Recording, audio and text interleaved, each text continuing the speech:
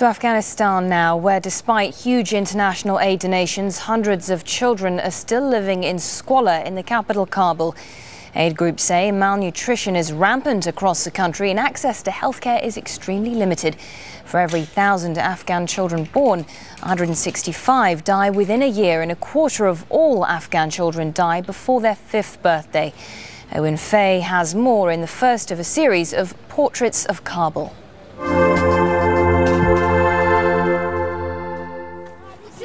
Hundreds of children live in this makeshift refugee camp, and their parents don't expect them all to survive the winter.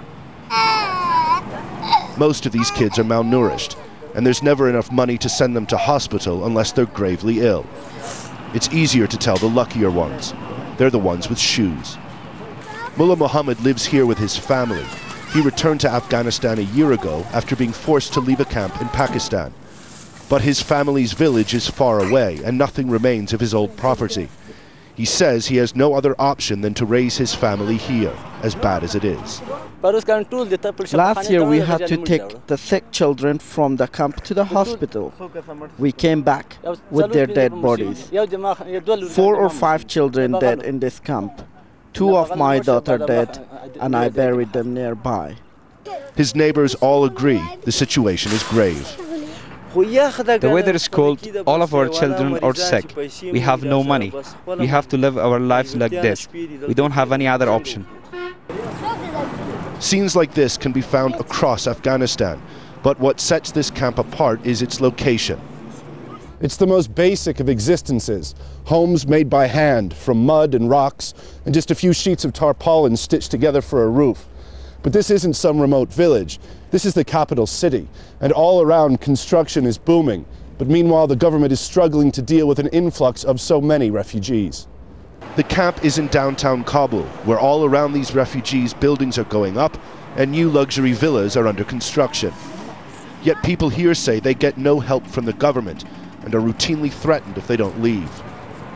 But government officials say their hands are tied.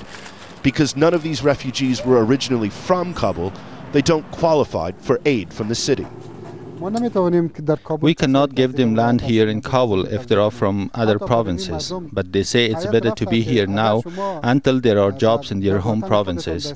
So even if we take them by force and return them to their villages, if they can't find work, they will just try to return to the neighboring countries as refugees once again. These camps suffer badly during the winter months. As soon as the first snows arrive, the construction work going on around here will shut down.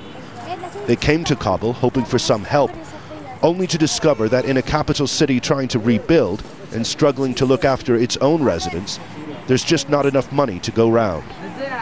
I want God to give me a better life, or let me die. Dying is much better than this life. At least you will not cry when you see your dead children.